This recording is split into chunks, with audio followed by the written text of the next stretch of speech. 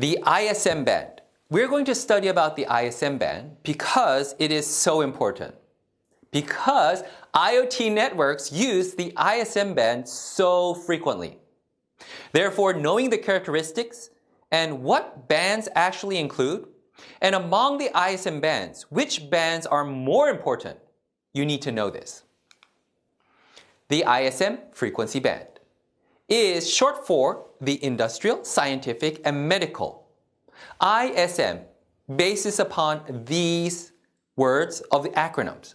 So they are meant for industrial applications, scientific applications, and medical devices, such that we have a band that people can develop new technology, use short-range communication techniques to implement devices communicating with each other. However, not for every case you go to the government and ask for a license to use this frequency band, because that would be too cumbersome, that would be too much of a burden for the government, and also it would be a huge difficulty in development and research time for the developers as well. So, to save this problem, there are some radio frequency bands that internationally are used for these purposes without a license. However, without a license doesn't mean you can use it anyway. Oh no. There are strict regulations in the devices. So in any country, when you're going to develop a product that is going to use the ISM band, of course you need to get formal approval from the government such that this device is following the local rules, the local policies of the government, as well as the international policies that's set upon. So, in terms of international, the ITU, International Telecommunication Union, has radio regulations, Article 5, and correspondingly footnotes 5.138, 5.150, and 5.280. These are the standards that specify the frequency band, the spectrum, the transmission power regulations, and various other characteristics. So once again, just because it's an unlicensed band and you are given approval to use it, does not mean you can use it anyway. Devices operating in the 2.4 gigahertz range. This is probably the most popular ISM band that is around. And why is it? It is because Wi-Fi uses it, Bluetooth uses it, and also devices that use the modems that are using the IEEE 802.15.4, which include Zigbee, 6LoWPAN. In addition, cordless phones, as well as amateur radio equipment, microwave ovens, and baby monitors all use this. Now, the good thing is that this frequency band is so useful that so many technologies are using it. The bad thing is that this band is so useful that so many devices are using it. And finding a way to effectively share it is the difficulty. So your advantage becomes your disadvantage as well. It's based on how you look at it. A little bit more on that. Well, devices using the ISM band will experience various types of interference, as in terms that the same protocol and product types will interfere with each other. Well, Wi-Fi devices will interfere with other Wi-Fi devices, and they will need to share the channel resources effectively. In some cases, if they are not sharing it effectively and properly, then they will interfere with each other. Other protocols and product types will interfere with each other. What I mean by that is that in the 2.4 gigahertz range, Wi-Fi devices will interfere with Bluetooth devices, and these will interfere with Zigbee devices. They will interfere with each other, and in some cases make communication impossible. So you need to consider interference due to other protocols and other active networks that are sharing the same frequency band. In addition, radiation from other machines and equipment. For example, there may be a leaky microwave oven. A microwave oven that is not perfectly sealed when you turn it on to heat up food or other material. Well, then in that case, because it's radiating a 2.4 gigahertz signal and that is leaking out into the environment, Naturally, if you have a Wi-Fi device or Bluetooth device working in that range, your microwave oven will interfere with the communication. For further details on the ISM band, we'll take a look into the frequency range, the bandwidth, as well as center frequency and availability. These are all critical components in determining which ISM band should be used for product development. Starting off with the frequency range at the 6 MHz.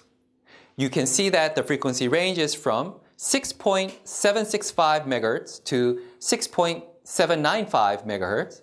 The bandwidth is for 30 kHz, and this is subject to local acceptance. Well, that means that subject to local acceptance means that based upon the local government, this frequency may or may not be used. Now, this is very important because there are cases where you bring a device that is using an ISM band and you're thinking that it's safe to use in another country. They take it into that country and they turn it on, but it may be used by the fire department, or it may be used by the police department, or by the military. In either way, you do not know. So it is dangerous, and you should not take a device, a wireless device that operates in your country or another country, take it to another country and just turn it on and use it. You cannot do that. You need to check local regulations. Now, so therefore, this frequency range is not always going to be permitted. Just because it says ISM band on the box and on the device does not mean that it is a ISM band that is approved everywhere in the world. The next ISM band to look at is at the 13 MHz range, from the frequency of 13.553 to 13.567 MHz. And it has a bandwidth of 14 kHz. Most interestingly, it has availability specified as worldwide. This is worldwide, so is this, and also at the bottom we have another worldwide at the 2.4 GHz. Now, written as worldwide means that it is considered to be worldwide accepted as an ISM band. So therefore, products that are developed to use these frequencies under the category of availability specified as worldwide become most attractive. This is why in these worldwide frequency bands, most of the products, as in terms of Wi-Fi, Bluetooth, RFID, and near-field communication, NFC modules, will operate in these bands that you see specified as worldwide. Now, for the frequency ranges listed here, as well as some on the following page, you will see further details. Then, at the 26 MHz range, there is a bandwidth of 326 kHz, reaching from the range of 26.957 all the way up to 27.283. And for that megahertz range, this is also a worldwide available band. At the 40 megahertz range, we have a worldwide ISM band that is with a bandwidth of 40 kilohertz. The next one is at 433 megahertz range, and it has a significantly wider bandwidth at 1.74 megahertz. And it is centered here, although it is only restricted for local acceptance, meaning that if you want to use it, you have to check your local government policies. Then there's this right here, the 900 megahertz range, reaching from 902 megahertz to 928 megahertz. It has a bandwidth of 26 megahertz, and this is restricted for local acceptance. Now, many countries use this frequency band for ISM-based operations, and it is a very popular frequency band because this band has very good penetrating characteristics, meaning that this signal will go through solid walls and have a far reach very effectively. In addition, the bandwidth is 26 megahertz, which is sufficiently large for high data rate communication. In addition, the band itself is at the 900 megahertz range, which means that the antenna can be small. That is why this ISM band is very, very popular. The next one is probably the most popular ISM band at the 2.4 gigahertz range, reaching from 2.4 gigahertz to 2.5 gigahertz. Overall, it's 100 megahertz of a range, which is very wide of a bandwidth. Now in here, one of the characteristics is that there are so many devices that are using this frequency band, as I mentioned in the former pages. That is why it is worldwide. However, it is also highly populated. Why is it so populated? Why are there so many devices using this frequency band? Number one, it's worldwide, to start off with. Number two, the signal propagation characteristics at the 2.4 gigahertz range are very good. Signals will propagate through walls and solid objects very well. In addition, the wide bandwidth of 100 megahertz that is shared for multiple users, this is wide enough to give a broadband data rate, a high data rate, to multiple users simultaneously. The next worldwide is the 5 gigahertz range one at 5.725 gigahertz to 5.875 gigahertz. It has a bandwidth of 150 megahertz. And this range is at a high frequency such that you can use it for higher data rate communication access. And that makes this very attractive in addition to being worldwide available. Then we have a 24 gigahertz frequency range, and it reaches from 24 gigahertz up to 24.250 gigahertz. The bandwidth is very wide. It is at 250 megahertz of a range, and it is worldwide accessible.